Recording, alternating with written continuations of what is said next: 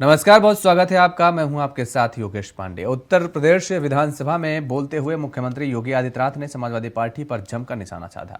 CM योगी ने कहा कि सरकार समस्याओं से मुंह मोड़ने वाली नहीं बल्कि चुनौती स्वीकार करने वाली होनी चाहिए। सीएम योगी ने और क्या कुछ कहा वो भी आप सुनिए। उत्तर प्रदेश पीछे क्यों भाग रहा था? सत्र के पहले हर एक क्षेत्र में पीछे क्यों जा रहा था? हम सब जानते हैं, हर व्यक्ति इस बात को जानता है, हर समस्या के दो समाधान होते हैं। हर समस्या के दो समाधान, भाग लो या भाग लो।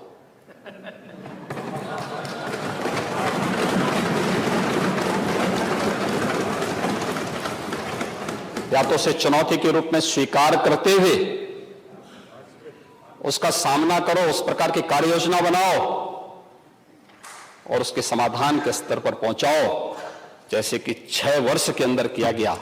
और दूसरा है, जैसे नेता प्रतिपक्ष की सीट खाली है, भाग लो।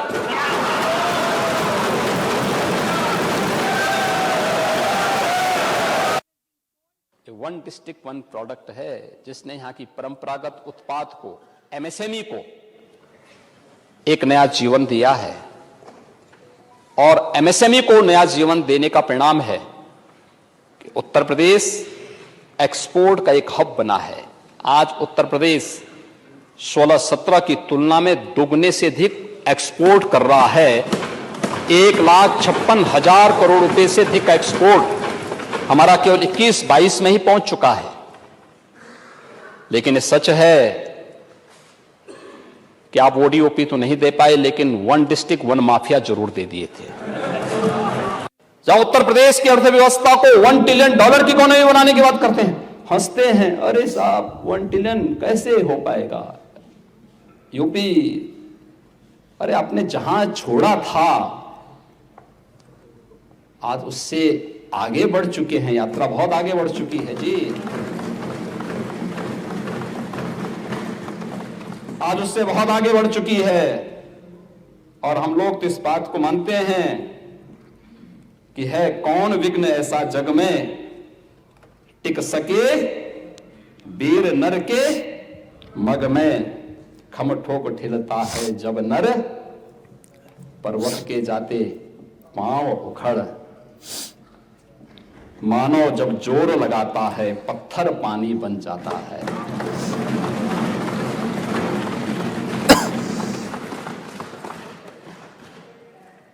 ये होगा, $1 ट्रिलियन की इकोनॉमी उत्तर प्रदेश बनेगी।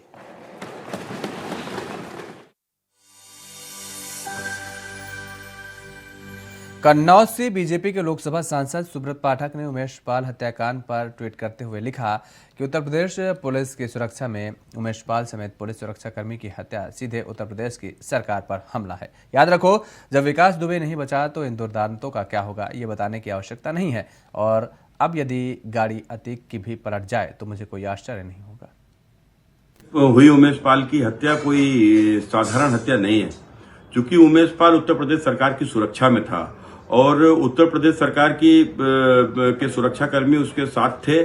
और जब उसकी हत्या हुई, सुरक्षा कर्मियों की हत्या हुई, तो ये हमला उमेश पाल के ऊपर नहीं था, ये हमला उत्तर प्रदेश की सरकार के ऊपर था। और उत्तर प्रदेश की सरकार के ऊपर हमला करने वाला जब विकास दुबे नहीं बचा तो इन दुर्दांतों के साथ में क्या होगा ये मुझे बताने की आवश्यकता नहीं। और ऐसे में यदि गाड़ी अतीक अहमद की भी पलट जाएगी तो मुझे कोई आश्चर्य नहीं होगा। प्रयागराज उमेश पाल हत्याकांड के आरोपी अतीक अहमद की मुश्किलें दिन ब दिन बढ़ती ही जा रही हैं। अतीक अहमद की संपत्तियों का खोजबीन यूपी एसटीएफ द्वारा चालू कर दिया गया है। दिल्ली से सटे ग्रेटर नोएडा में भी एसटीएफ की टीम को अतीक अहमद के घर होने का पता चला है, जिसके बाद छापेमारी की गई है। वहीं बता दें कि अतीक के बेटे ने साल 2015 में इसी मकान में रहकर पढ़ाई की थी।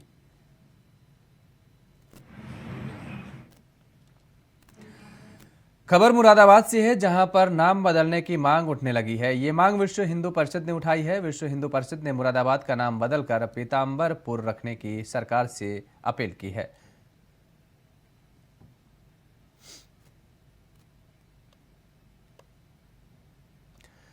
कई रिकॉर्ड बनाने वाले सीएम योगी आदित्यनाथ ने अब एक और बड़ा इतिहास रच दिया है। योगी आदित्यनाथ ने उत्तर प्रदेश में सबसे लंबे समय तक लगातार मुख्यमंत्री रहने का रिकॉर्ड बनाया है और सीएम योगी ने 19 मार्च 2017 को उत्तर प्रदेश के मुख्यमंत्री के रूप में शपथ ली थी। तब से वे लगातार मुख्यमंत्री पद पर काबिज हैं। इस रिपोर्ट को देखिए।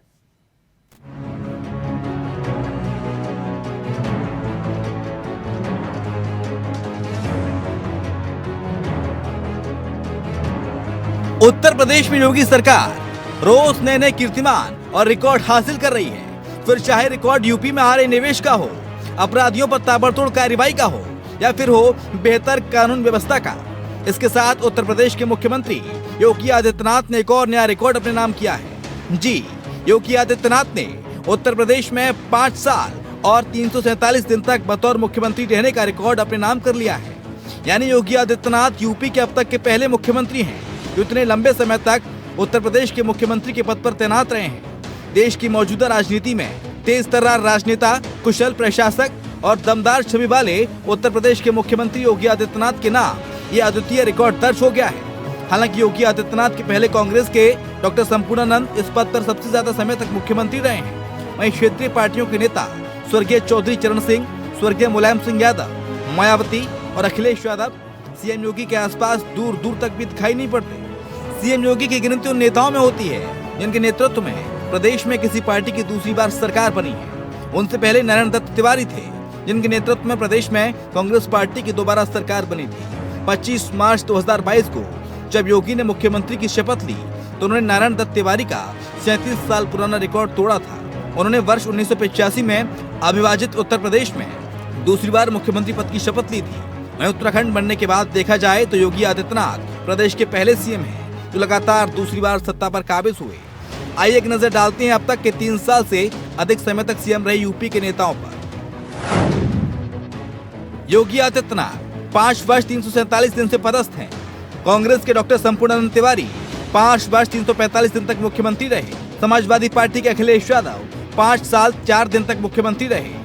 बसपा प्रमुख मायावती 4 वर्ष 307 दिन तक मुख्यमंत्री रहे। समाजवादी पार्टी के मुलायम सिंह यादव 3 साल 257 दिन तक मुख्यमंत्री रहे। योगी के चेहरे पर 2022 के विधानसभा चुनाव में उतरी भारतीय जनता पार्टी 255 सीटें जीतने में सफल रही थी। इससे पहले 2017 में बीजेपी को 312 सीटें प्राप्त हुई थी। इस तरह बीजेपी यूपी में पहली पार्टी बन गई जिसे 2 बार 2/3 से ज्यादा बहुमत मिला है। साथ ही योगी आदित्यनाथ की गिनती मिथक तोड़ने वाले मुख्यमंत्री के तौर पर भी होती है। जो सीएम नोएडा आता है उसकी कुर्सी चली जाती है। ये मिथ भी योगी आदित्यनाथ ने तोड़ा। Bureau report, India voice.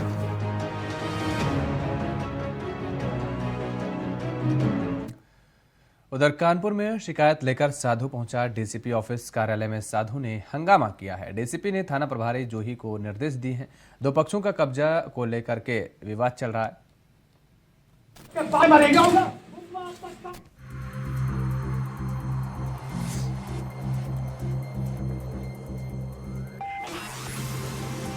कार्यालय में साधु ने हंगामा किया। डीसीपी के थाना प्रभारी जूही को निर्देश दिए हैं।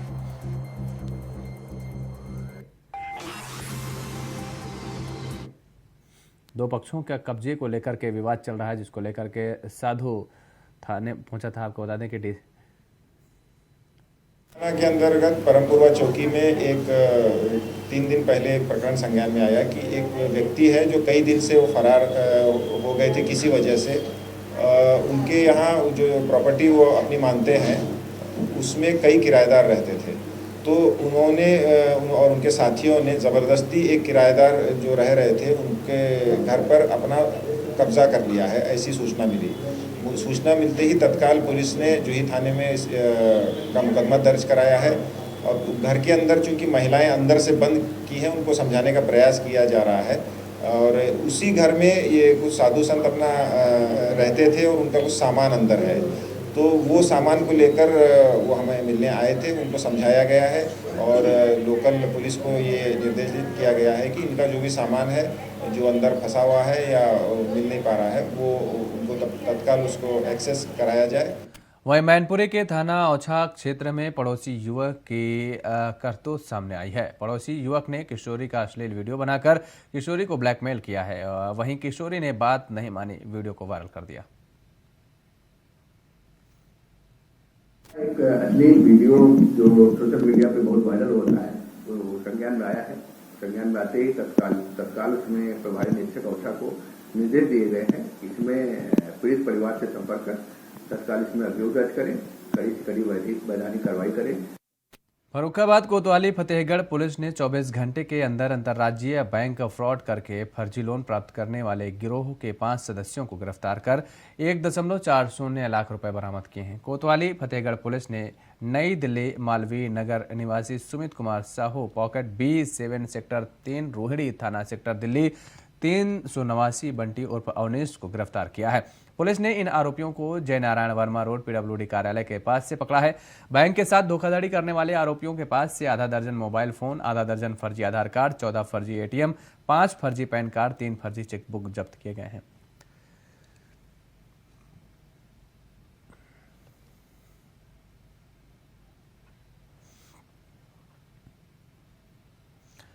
आलू उत्पादक किसानों की समस्याओं को लेकर किसानों का गुस्सा फूटा है। किसानों ने ADM कार्यालय पर दरी बिछाकर आंदोलन शुरू कर दिया है। भाकियुआ राजनीतिक असली के नेतृत्व में धरना दे रहे किसानों ने अफसरों को 2 टूक शब्दों में चेतावनी दी है कि अगर आलू किसानों की समस्याओं का समाधान नहीं होता है तो उनका आंदोलन अफसरों के दफ्तर से सड़क तक पहुंचेगा।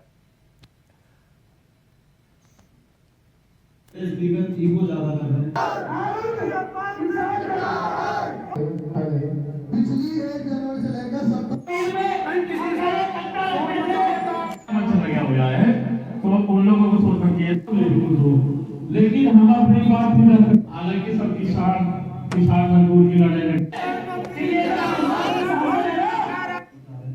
ये बड़े स्पीकर ईगो ज्यादा। तो ADM ऑफिस पर धरना प्रदर्शन किया गया। किसान पहुंचे, आप देख सकते हैं तस्वीरों में किस तरीके से किसान वहां पर पहुंचे हैं।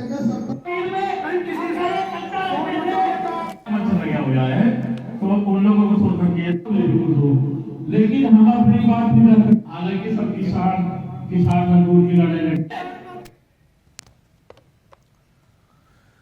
अमेठी में डबल मर्डर की सनसनीखेज वारदात हुई है। नियंत्रण से लौट रहे कार सवार पूर्व प्रधान और उसके चाचा पर अज्ञात बाइक सवार बदमाशों ने ताबड़तोड़ गोलियां बरसा दी हैं। घटना को अंजाम देने के बाद सभी बदमाश मौके से फरार हैं। घटना की सूचना मिलते ही कई थानों के फोर्स मौके पर पहुंचे और इसके बाद दोनों घायलों को लेकर पुलिस CHC पहुंची, जहां डॉक्टरों ने दोनों को मृत घोषित कर दिया। वहीं परिजनों ने सरकार से आर्थिक मदद की मांग की है। परिजनों की तरफ से 5 से 6 नामजद आरोपियों के खिलाफ तहरीर दी गई है, जिस पर मुकदमा दर्ज कर लिया गया है। परिजनों के मुताबिक पुराने रंजिश को लेकर यह हत्या की गई है। यहां रुकेंगे एक छोटे से ब्रेक के लिए। ब्रेक के बाद फौरन हाजिर होते हैं।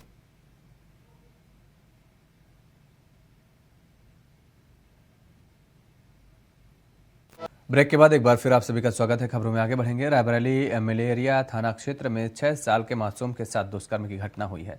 घटना के बाद परिजनों में हड़कंप मच गया है। वहीं पीड़ित परिजनों ने मामले में थाने में नामजद लिखित शिकायत पत्र दी है। मामले में 15 साल की नाबालिग युवक पर रेप का आरोप लगा है। आरोपी युवक को पुलिस ने हिरासत में ले लिया है और पूछताछ में जुटी है। परिजनों से वार्ता करके तहरीर प्राप्त करके तत्काल मुकदमा कायम किया गया है और उसमें जो आरोपी है पड़ोसी, उसको भी पुलिस ने गिरफ्तार कर लिया है और उससे पूछताछ करके अग्रिम कार्रवाई कराई जा रही है। नोएडा और ग्रेटर नोएडा के बिल्डर्स को सुप्रीम कोर्ट से बड़ा झटका लगा है। सुप्रीम कोर्ट ने अपने उस आदेश को रद्द करने से इनकार कर दिया है जो अदालत ने पिछले साल 7 नवंबर को जारी किया था। 7 नवंबर को जारी आदेश में सुप्रीम कोर्ट ने अपने 2020 के उस आदेश को वापस ले लिया था, जिसमें बिल्डरों के लिए जमीन की कीमत के भुगतान में देरी पर ब्याज की दर 8% तय की गई थी।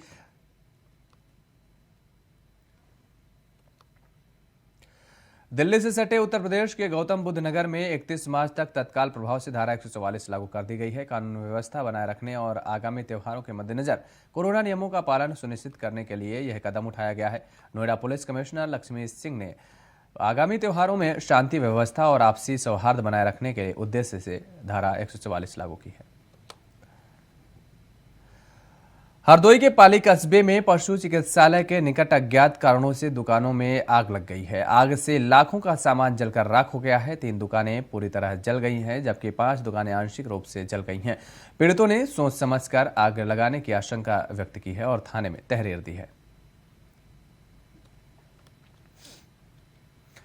रायबरेली जिले में चोरों का आतंक देखने को मिला है। देर रात चोरों ने शहर के सबसे व्यस्त चौराहे सिविल लाइन के पास मोबाइल की दुकान में लूट की घटना को अंजाम दिया। बता दें कि दुकान पर रखे लगभग 3 लाख का मोबाइल और नगद कैश लेकर चोर फरार हो गए। चोरी हो गई है सर। मैं यहाँ से एक लोग ने हमें फ़ोन किया कि आपकी दुकान में चोरी हो गई, शटर कट गया है। सर मैं वहाँ से आया, यहाँ पे देखा तो मेरी दुकान में शटर कटा हुआ है, आगे तखत लगा के और ये पीछे पूरा शटर उठा दिए हैं। सर मेरे दुकान में सब एंड्रॉयड मोबाइल थे, 10,000 15,000 के सारे मोबाइल थे। कम से कम हमारे दुकान में 3 लाख की चोरी हो गई है, सारे मोबाइल गए हैं। पीलीभीत के बिसलपुर नगर पालिका में तैनात कर्मचारी की संदिग्ध परिस्थितियों में मौत हो गई है। सूचना मिलने पर पुलिस पहुंची और शव को कब्जे में लेकर पोस्टमार्टम के लिए भेजा। बताया जा रहा है कि कर्मचारी के सिर के पास और हाथ में चोट थी।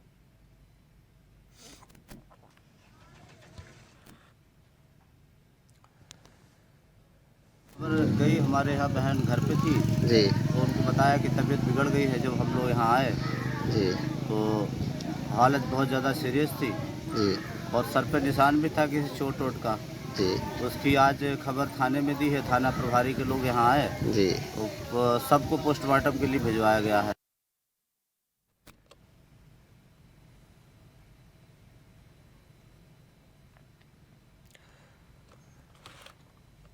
उत्तर प्रदेश के मैनपुरी में दिल दहलाने वाला मामला सामने आया है। यहां मंगलवार की सुबह सरसों की थ्रेसिंग के विवाद में दबंगों ने ट्रैक्टर चालक की पीट कर हत्या कर दी है। घटना से एक क्षेत्र में दहशत का माहौल है। वहीं पीड़ित परिजनों का आरोप है कि पुलिस ने धारा 304 के तहत मामला दर्ज किया है, जबकि मामला 302 में दर्ज नहीं होने की वजह से अभी तक मृतक का पोस्टमार्टम नहीं हो पाया है। वहीं सपा प्रमुख अखिलेश यादव ने पीड़ित परिजनों को 2 लाख रुपए देने का ऐलान किया है। एक मामला जो इसमें है प्रेम पाल का अपने रिलेटिव जो बिलालपुर प्रॉब्लम क्षेत्र पड़ता है वहाँ पे थ्रेसिंग करने का एरिया वहाँ पे ट्रैक्टर लगा। तो कल अंकित के यहाँ थ्रेसिंग कर रहा था। उसी समय 3 लड़के आए, गोविंद, ओमवीर और गोलू। उन्होंने कहा कि हमारे भी खेत में काम करना है। उसने कहा कि अभी मैं काम कर रहा हूँ, 1.5 घंटे बाद यहाँ शुरू हुआ तब काम कर दूँगा। इसी बात को लेकर तो कहे कि नहीं तुम काम करना है, और जल्दबाजी हुई। ऊपर उसको 2-3 तमाचे मारे हैं। अभी इससे बात हुई, उन्होंने कहा कि गिरने के बाद उसके पैर में जो कनके होते हैं सरसों के वो गड़ गए हैं। उसके बाद उसको हॉस्पिटल ले जाकर मृत्यु हो गई है। वो तो पूरी समाजवादी पार्टी ने आरोप लगाया है। पार्टी ने 2 लाख रुपए की मदद की घोषणा की है और अभी शायद असेंबली चल रही है। मेरी समझ से असेंबली में आज मामला उठ गया होगा। ये कोई गंभीर मामला है, कोई मामूली मामला थोड़ी है। एक गरीब को पीट के मार डाला। रायबरेली में होली के त्योहार के मद्देनजर पुलिस अवैध शराब कारोबारियों और कच्ची शराब बनाने वाले ठिकानों पर ताबड़तोड़ छापेमारी कर रही है। पुलिस ने पिछले 1 महीने में छापेमारी करते हुए 386 अभियोग पंजीकृत किया और 402 लोगों को जेल भेजा है। वहीं 6,371 लीटर शराब बरामद भी किया है।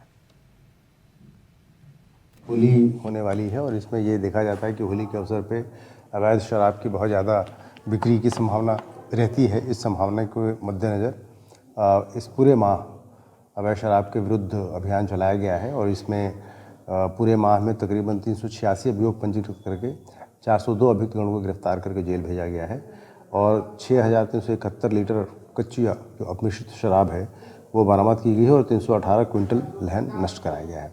इसके अलावा जो जनपद में शराब की दुकानें हैं, बियर की दुकानें हैं, देशी शराब की तकरीबन 285 दुकानें हैं और अंग्रेजी शराब की 112 दुकानें हैं, बियर शॉप्स 83 हैं। इन सारी दुकानों की क्षेत्राधिकारी और एसडीएम के द्वारा ज्वाइंट टीमें बना करके और कतिपय जगहों पे थानाध्यक्ष के द्वारा भी लगातार चेकिंग कराई जा रही है।